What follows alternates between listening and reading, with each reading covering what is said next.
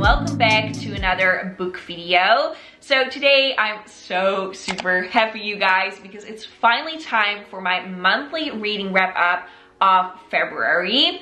And I didn't read a ton of books this month, but I read a lot of good ones, and that's what counts after all. So I'm really excited to show you guys all of these, and we're going to start off real strong with Layla by Miss Colleen Hoover. You guys obviously know that Colleen Hoover is my queen. I don't know how to explain it, but all of her books are so close to my heart.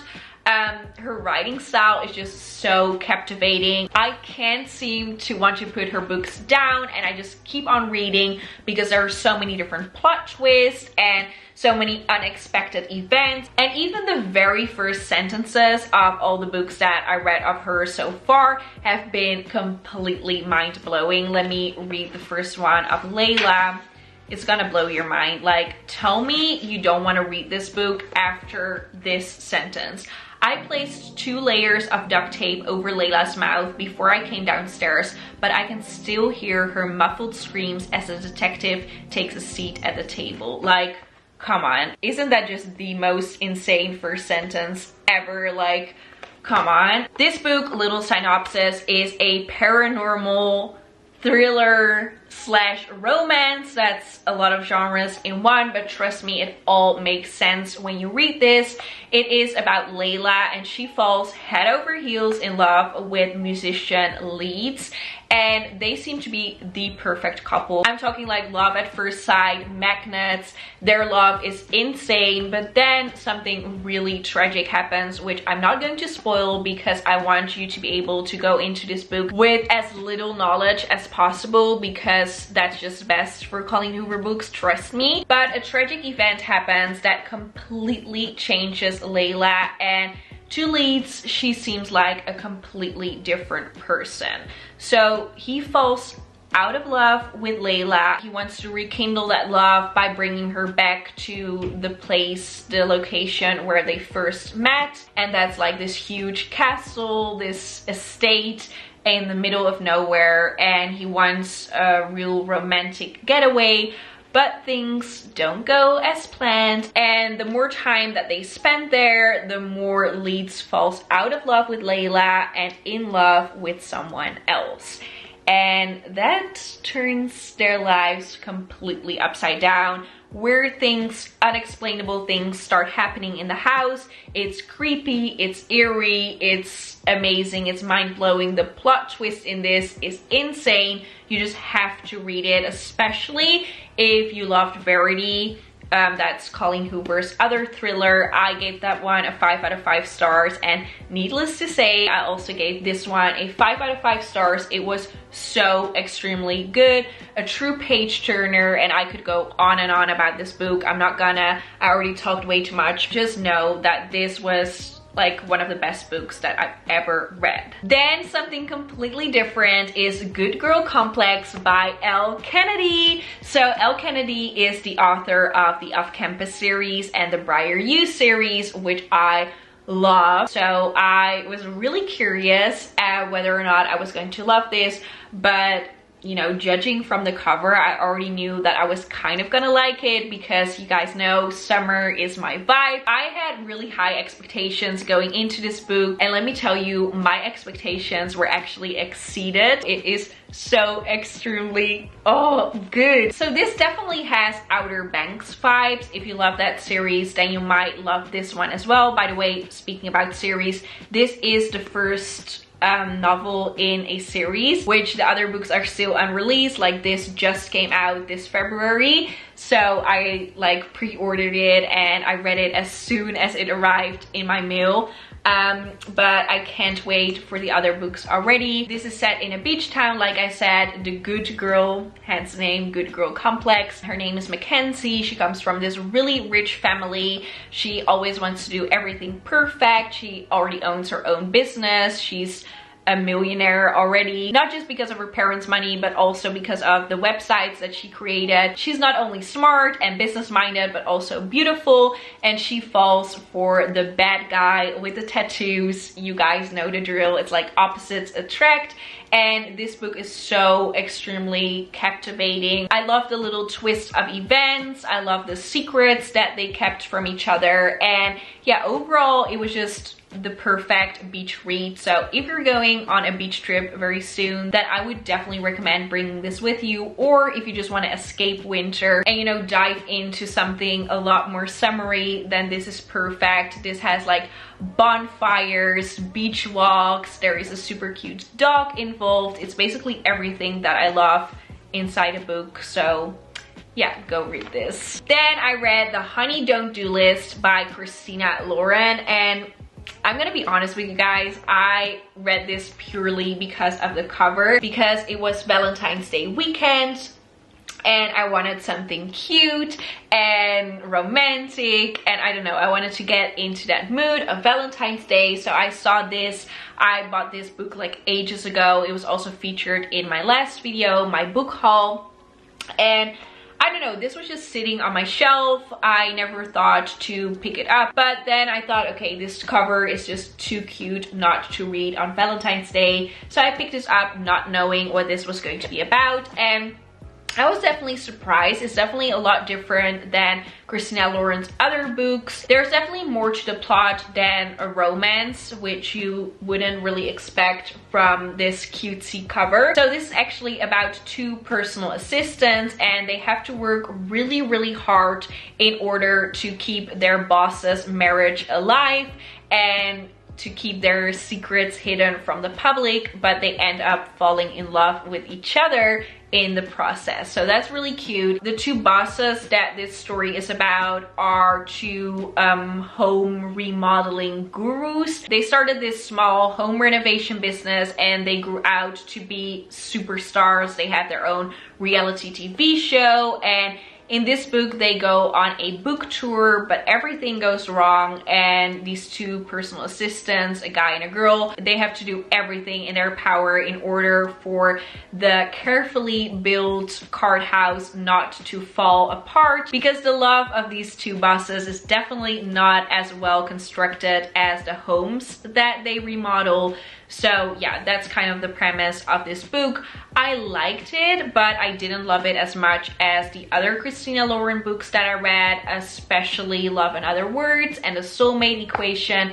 There are so many books that I love that Christina Lauren have written. They're an author duo, by the way, in case you didn't know. Maybe it was because it wasn't what I expected it to be. I thought this was going to be a lot more focused on the romance part, and it wasn't. It also focused a lot on the marriage of the two bosses falling apart, and the whole book tour, and the whole reality TV aspect, and those kind of things, but it was still a very fun read. So I gave this 4 out of 5 stars. And for me, that's like, okay, this book was really good, but not extremely special. It's not a book that I want to immediately reread or that I will think about till the end of time, but it was super fun. It's a quick read, so yeah, I still recommend it, but not my absolute favorite of Christina Lauren. And then I read Birthday Girl by Penelope Douglas. This is my second Penelope Douglas book, and I was so extremely excited to read this because I'm doing a video about Steph Boer's favorite reads. That is a very popular trend going on in the booktube community, and Steph Boer is my absolute favorite girl on YouTube to watch when it comes to book videos, because I feel like all of her recommendations are books that I genuinely end up loving once I read them. So with this, it was definitely not a surprise that I ended up loving this. It's an age gap romance. The girl falls in love with her boyfriend's father, and that sounds so wrong, but please give this a chance. I at first was a little hesitant as well, but I ended up loving it so much. Pike and Jordan are the main characters, and their love, their connection is so extremely amazing. The development of their characters, the growth that they go through, the things that they experience, this has so many different layers, and I feel like the two characters really understand each other, even though in the beginning you think that they won't. Yeah, it's just a really amazing story, and I feel like the more you read this, the more you grow to like the characters, and the more the characters fall in love with each other, the more you fall in love with the characters, if that makes sense.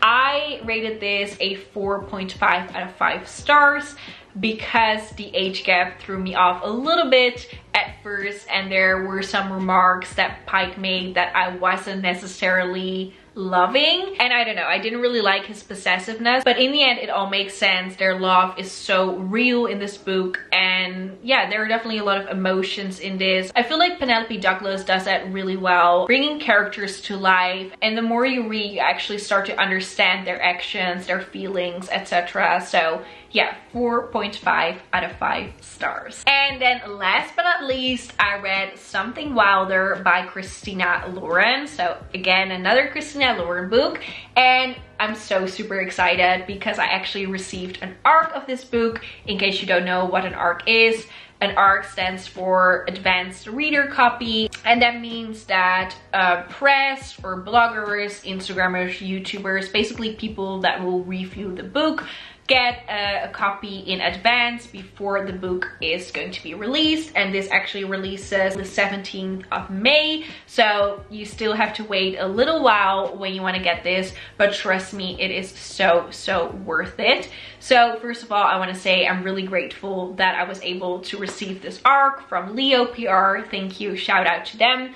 And secondly, I fell in love so hard with this book, and again, it was not what I expected it to be.